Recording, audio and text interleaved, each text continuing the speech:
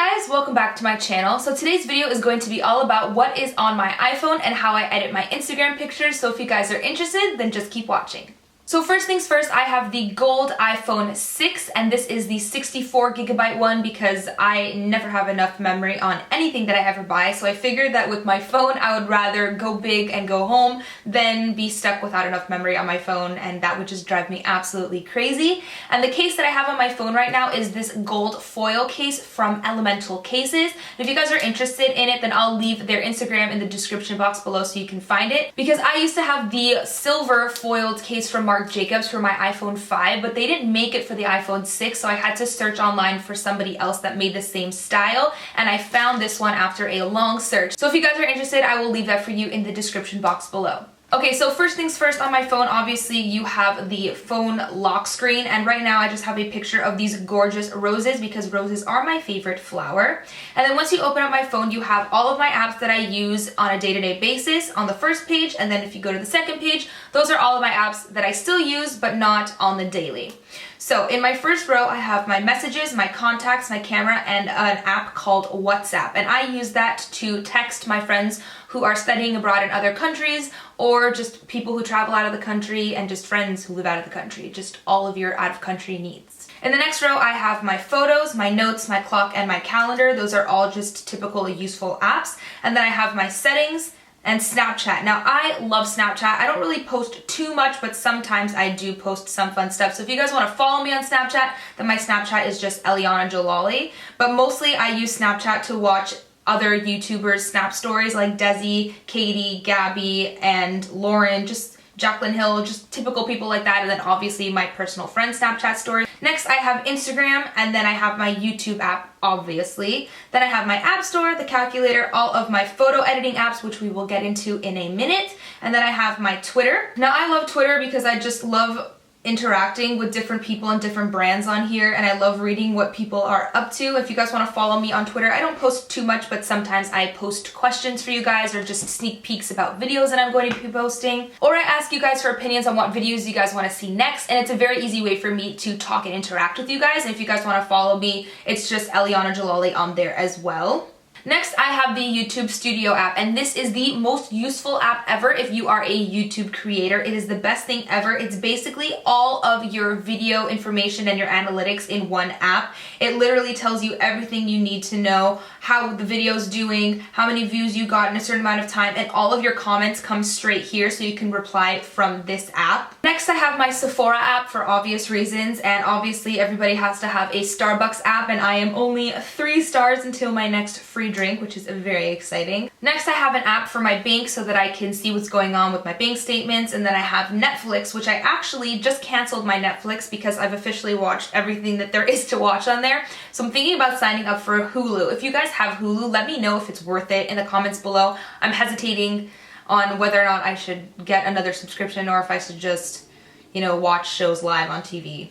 Next, obviously, I have Facebook Messenger, and then my LA Fitness app. I think that this app is amazing because you don't actually have to bring your key card to sign into the gym. It's just right here in the app, so you can just hold up your phone and they let you in. Next, moving on to the second page of my phone, I have 3 main folders and then just Tumblr because I don't like to use Tumblr on my phone too much because it doesn't load fast enough, but if I do, then it's there.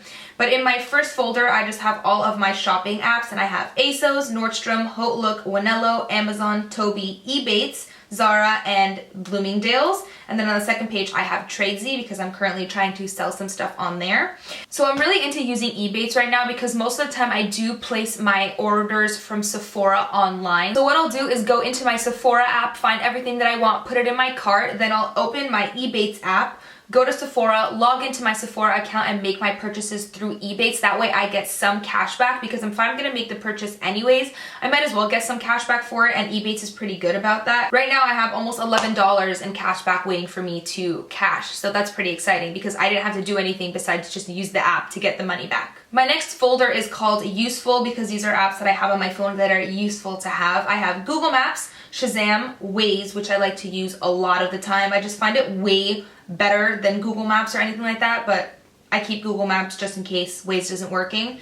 And then I have my CVS app, my Apple Store, PayPal, Google Translate, dictionary. I have a currency exchange app just so that I know what the exchange rates are for different currencies. And then I have this credit card app for another credit card that I have, and then Uber. My next folder is called Undeletable, and these are all of the apps that Apple puts on your phone but doesn't let you delete. So I have all of these boring apps over here. And then down at the bottom, I just have music, and I've actually been using Apple Music lately, and I absolutely love it. It is so much better than Pandora and Spotify and all those other music apps because it's already with all of your other music that you would have on your computer and stuff like that. It downloads to your iTunes library, which is really cool. So I just recently downloaded the new Justin Bieber album, and I've literally been listening to it on repeat. It is amazing. If you guys are also obsessed with it, let me know what your favorite song is in the comments below. I'm really curious to know because my favorite is We Are. Oh my god, it's so good. I'm obsessed with it. So after my music, I have my Safari, my emails, and then my phone, and that is it for all of the apps on my phone. And now I'm going to show you how I edit my Instagram pictures. So these are all of my editing apps, and I don't use all of them, but I use most of them. And my most used ones are the ones that are in the top row. So I have Facetune, VSCO Cam, and then Priime. And then I have Aillis. I use it every once in a never probably. And then InstaSize I don't use anymore, but I keep it just in case. And then I have the app called PlayMemories, and I actually use that to send photos from my camera to my phone over Wi-Fi, and that's the app that you use to send all the photos over. And then I have an app called Studio, and that is if I want to put text over a photo that I've taken, I use that. So this is my Instagram right here. You guys can see that I keep a very white, bright background. Everything kind of has a slightly faded look.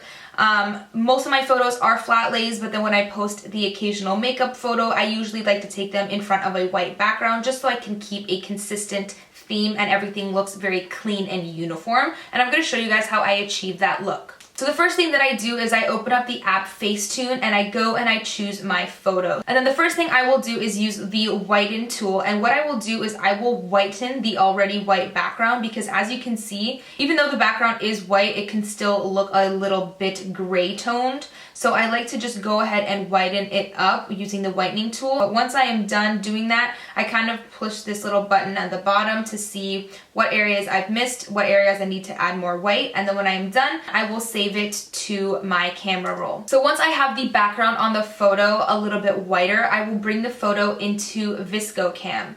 And what you do is you click this little plus sign up here and then you bring the photo in. So this is the one that is whitened in the background. I already have the final one in there, but I'm going to show you guys how I edited it. So I'm just going to click these two little bars on the bottom left corner. And then I will put a filter on my photo. The filter that I have been using recently is HB1, and I think you have to download this separately. I don't think it comes straight with the app. And then what I'll do is I'll kind of bring it down a little bit. I like to bring it to about 9.